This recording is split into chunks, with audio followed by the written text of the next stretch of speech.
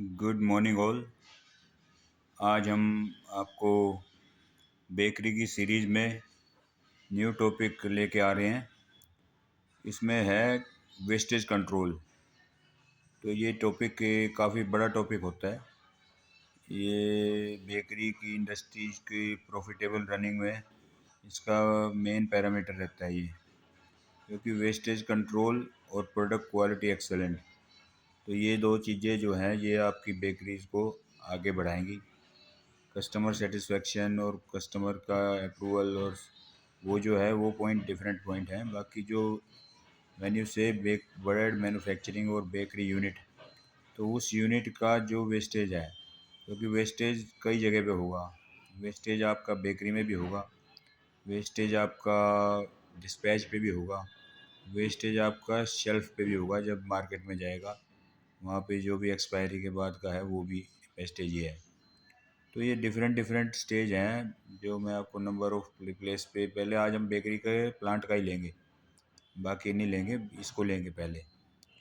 तो bakery plant में क्या है? बेकरी प्लांट में जब आप कहोगे वेस्टेज, तो वेस्टेज कहाँ कहाँ होगा? वेस्टेज हर चीज़ पे होता है। रॉ मटेरियल पे वेस्टेज होता है, पैकेजिंग मटेरियल पे वेस्टेज होता है, मैन पावर पे वेस्टेज होता है, आपकी पैकेजिंग के टाइम वेस्टेज होता है, आपका जो आपकी जो वेट है, आपका जो भी प्रोडक्ट का वेट है, लेट अस से 700 ग्राम 400 ग्राम, अगर उसमें एक लेवल से ऊपर जाता है, क्योंकि माइनस आप दे नहीं सकते। आपको 400 देना है, 401 2 3 दे दोगे, पर अगर 410 जा रहा है तो दैट इज़ ए वेस्टेज। तो वो सारा कहीं ना कहीं जाके प्रॉफिटेबिलिटी में जाके ऐड होगा, और वो आपको प्लांट को नॉन प्रॉफिटेबल भी बना देगा, या आपको कंपटीटर के सामने जब रेट देने होंगे तो उस टाइम आपको पीछे धकेल देगा। तो कहीं ना कहीं वो जाके आपके अटैक करता है प्रोडक्ट की फाइनल रियलाइजेशन पे।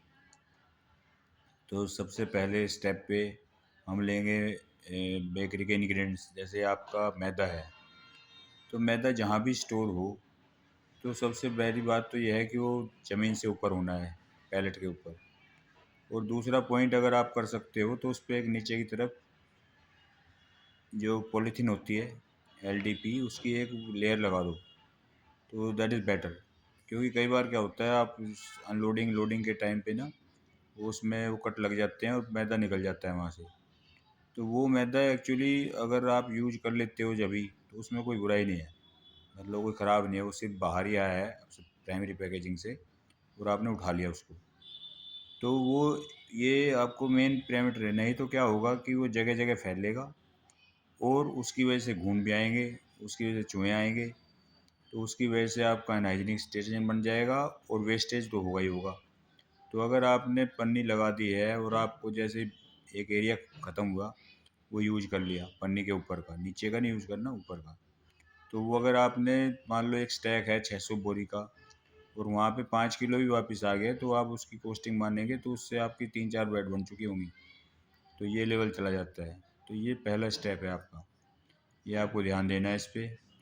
ऐसे ही जो भी इंग्रेडिएंट्स और भी हैं, आपके ईस्ट है, आपके मैदा है, आपके जो भी कैल्शियम है, आपके नमक चीनी वीनी जो भी है, उनमें आप यूज करो, कोशिश करो नीचे एक सेकेंडरी लाइनर देने की स्टोरेज पे। क्योंकि स्पिलेज जो है, स्पिलेज उसी टाइम यूज हो जाए तो स्पिलेज नहीं है, और अगर वो कई दिन तक पड़ा रहा तो दैट इज़ ए वेस्टेज। तो ये आपको एक पॉइंट तो यहाँ पे ध्यान रखना है। उसके बाद सेकेंडरी पॉइंट आता है आपका, अगर आप पैकेजिंग इस पे जाओगे, इंग्रेडिएंट के बाद आप वाटर एडिशन है, ये सारा है, तो वो मैक्सिमम जहाँ पे हो सकता है वो फॉलो करना है। अगर आपकी परसेंटेज 75 है तो अटेन 75 ही करना है। अगर ठीक है प्रोडक्ट क्वालिटी करे 74, तो 74 यूज करो, और पीछे फिर रूट कोज एनालिसिस जाएगा, मैदा ख़राब क्यों आया, किसने लिया, कहाँ से आया, सप्लायर चेंज होगा। तो ये लेवल आपको डालना पड़ेगा अगर आपको प्रोडक्ट और कॉस्ट और सब कुछ देखना है। तो ये हो गया, 2 पॉइंट हो गए। उसके बाद आपका ये डल गया। उसके बाद पोर्शन साइज़, अगर आपका 440 ग्राम का निकलना है तो 440 ही निकलना है। तो अभी 2 पॉइंट डिस्कस कर रहे हैं, उसके बाद नेक्स्ट मैं अगले लेक्चर में दूँगा।